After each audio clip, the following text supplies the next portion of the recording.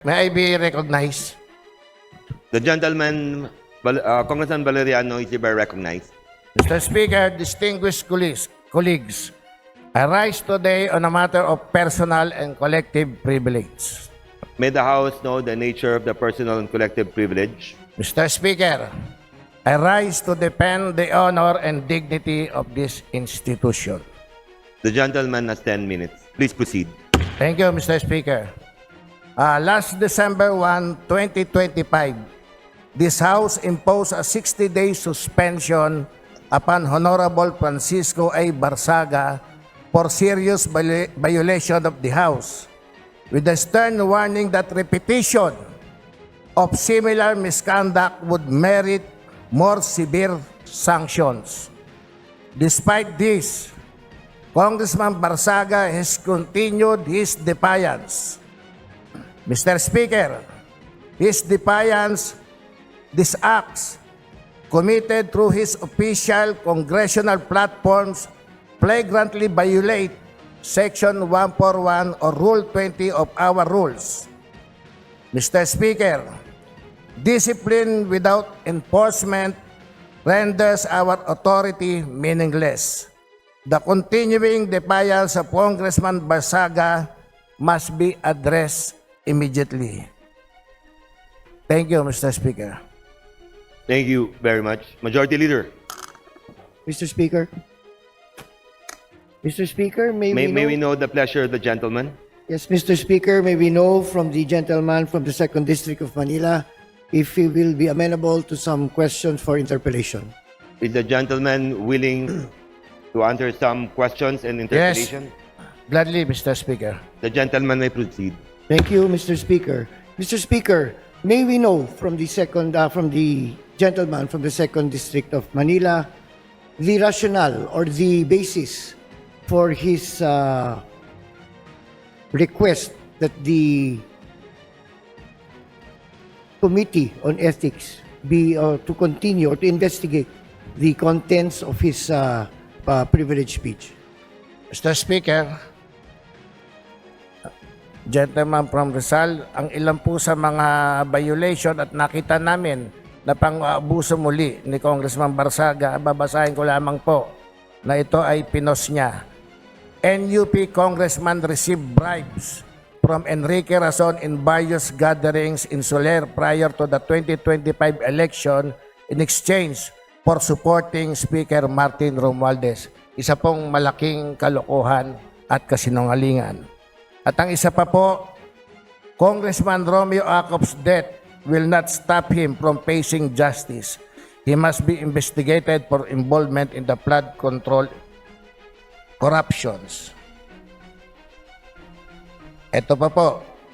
Corruption and plunder against the Filipino people is a sin against the Lord. Congressman Romeo Acop is now suffering through eternal damnation. He has left the comfort of his luxurious mansion in exchange for a fate of eternal hellfire. That is the fate of all corrupt politicians. Mr. Speaker, ako po'y naniniwala na hindi dapat at he violates yung kanyang suspension. So I move, Mr. Speaker, na sa susunod na committee hearing ng ethics, siya po ay mapatawan muli ng another 6 suspension without allowance and salaries. I move, Mr. Speaker. Mr. Speaker, napaka-angkop at sariwa pa ang pagkayumao ng ating dating kasamahan ni si Congressman Romeo Acop at nabanggit ng kinatawan ng 2nd Distrito ng Maynila ang isa sa mga naging basihan niya para magsalita ngayong hapon ay ang mapahayag ng nasuspending kasamahan natin tungkol sa pagkatao ni Congressman Romeo Acop pagkatapos na po ng kanyang pagkayumao. Sa ating lipunan, Mr. Speaker, ang respeto na binibigay ng bawat Pilipino sa isang taong namatay ay napakahalaga. Kumbaga, kapag isang tao ay yumao o namatay, naging kaugalian ng ating lipunan na yan ay no touch. Bigyan na natin po ng katahimikan at karapat-dapat na respeto. Huwag na nating ungkatin pa kung ano pa ang nangyari sa isang taong na yumao na wala naman pong pinal na paghuhusga. At yung nabanggit po ng ng kinatawan ng ikalawang distrito ng Maynila na may mga pahayag si Congressman Kiko Barsaga tungkol sa kay Congressman Acop pagkatapos ng kanyang pagkamatay ay masakit po, mas lalo na po sa amin ng mga taga Rizal. Kalalawigan ko po, Mr. Speaker, ang yumaong Congressman Romeo Acop. Hindi po katanggap-tanggap na makarinig o makakita sa social media ang mga post na binabastos, inuyurak at iniinsulto ang isang taong namatay na.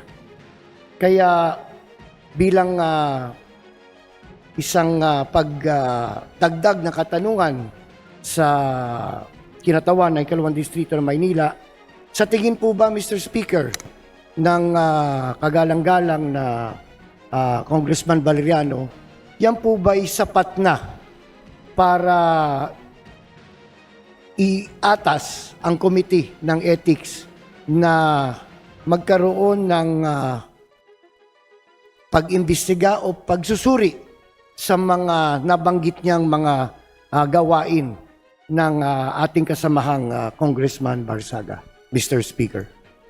Mr. Speaker, ulitin ko po, malinaw rin naman po ang nakasaad sa kanyang suspension with the stern warning that repetition of similar misconduct would merit more severe sanctions. And I believe, Mr. Speaker, he violated yung sanction niya po or yung suspension niya. With that, Mr. Speaker, ako po nakikiusap dito sa kongreso na ito na patawan muli ng another suspension si Congressman Barsaga para maturuan ng tamang aral yung batang yan. Mr. Speaker,